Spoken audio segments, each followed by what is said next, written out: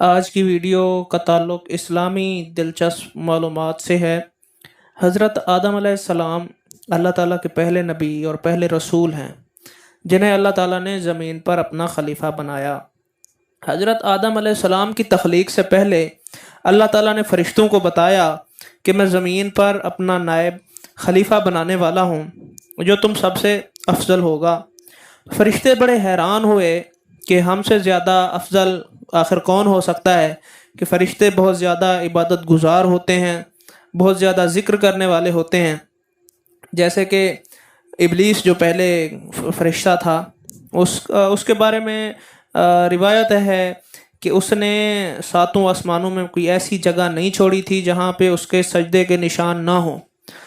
تو فرشتے اسی لیے حیران ہوئے کہ ہم سے زیادہ افضل بھی کوئی مخلوق ہو سکتی ہے۔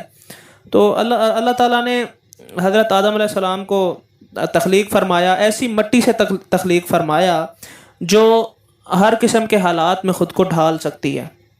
تو اللہ تعالیٰ نے اپنے عظیم ان کی جو صفت ہے علم کی، حضرت آدم علیہ السلام کو اشیاء کا علم عطا فرمایا۔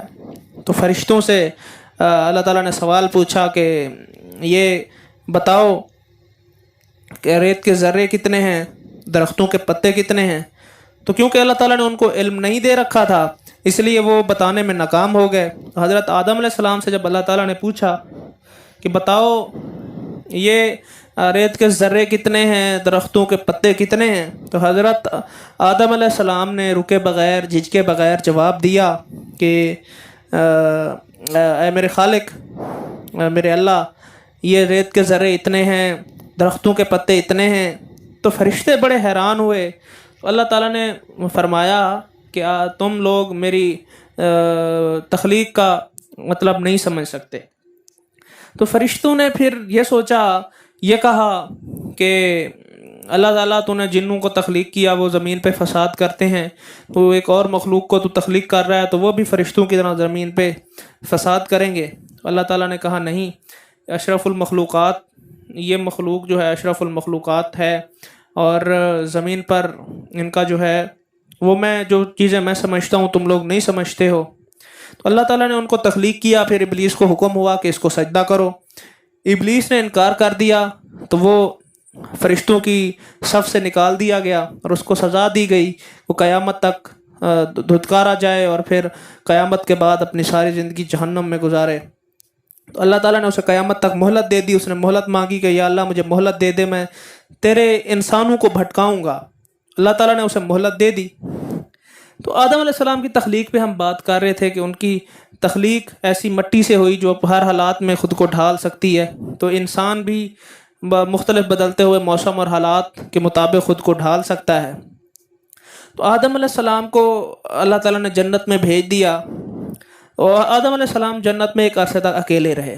پھر اللہ تعالیٰ نے ان کی پسلی سے حضرت حوا علیہ السلام کو تخلیق فرمایا تاکہ ان کا کوئی ساتھی حضرت آدم علیہ السلام کو مل جائے۔ تو اس میں اللہ تعالیٰ کی قدرت تھی، اس سے بنی نوع انسان کی نسل چلنی تھی۔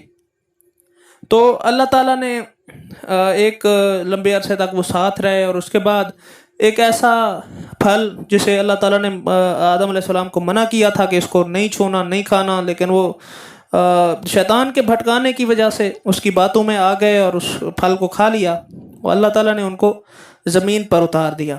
حضرت آدم علیہ السلام کو سری لنکا کے شہر سراندیپ کے پہاڑ واسم پر اتارا، جو اس وقت ہندوستان کے جنوبی حصے سے ملا ہوا تھا، اور حضرت حوا علیہ السلام کو جدہ میں اتارا گیا۔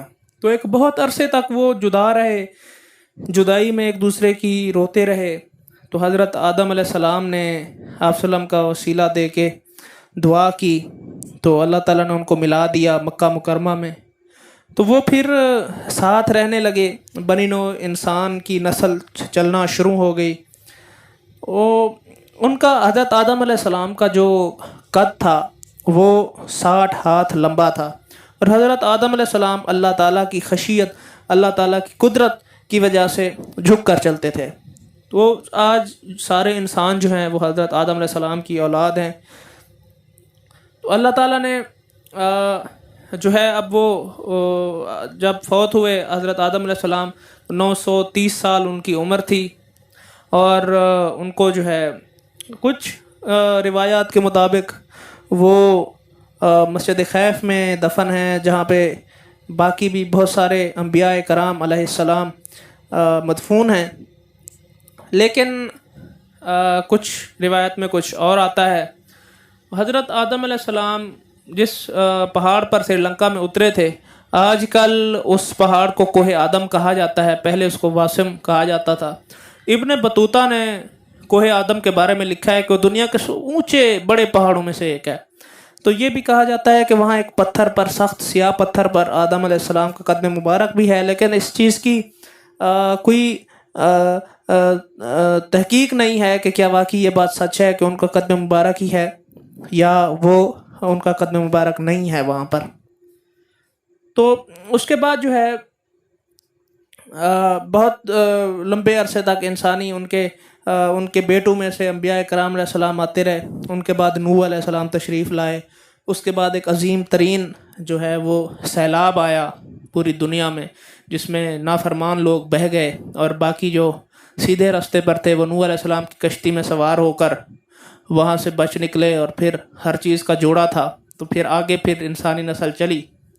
تو آدم علیہ السلام اتنا عرصہ 930 سال وہ بھی تبلیغ کرتے رہے، اور نسل آگے چلتی رہی۔ دنیا کا سب سے پہلا قتل بھی آدم علیہ السلام کے 2 بیٹے تھے۔ وہاں یہ روایت تھی کہ ایک بیٹی صبح، 2 لڑکا اور لڑکی صبح پیدا ہوتے تھے، ایک لڑکا اور لڑکی شام کو پیدا ہوتے تھے۔ تو جو لڑکا صبح پیدا ہوتا تھا وہ شام والی لڑکی سے شادی کرتا تھا، اور جو صبح والی لڑکی ہوتی تھی وہ شام والے لڑکے سے شادی کرتی تھی۔ اس بات کے اوپر حابیل اور قابیل 2 بھائیوں میں جھگڑا ہو گیا۔ تو اپنے ساتھ پیدا ہونے والی بہن کے ساتھ جو ایک بھائی تھا، حابیل اور قابیل دونوں میں سے ایک بھائی اپنی بہن کے ساتھ شادی، مطلب جو اس کے ساتھ پیدا ہوئی تھی اس کے ساتھ شادی کرنا چاہتا تھا۔ تو اس بات پہ ان میں جھگڑا ہوا، تو ایک بھائی نے دوسرے بھائی کو ناحق قتل کر دیا۔ اس کے بعد یہ کہا جاتا ہے کہ وہ لاش کو دفنانے کے لیے وہاں کوا آیا، جس نے زمین کھود کر اشارہ دیا کہ اس طرح اس کو دفن کریں۔ یہ کہانی تھی حضرت آدم علیہ السلام کی۔ کہانی نہیں کہہ سکتے، دلچسپ واقعہ تھا ان کی جنت سے زمین پر آنا۔ یہ خشیت الہی تھی کہ اللہ تعالیٰ نے ان کو اپنا خلیفہ بنا کے زمین پر بھیجا۔ آج کی ویڈیو میں اتنا ہی، اجازت دیجیے، اللہ نگہبان۔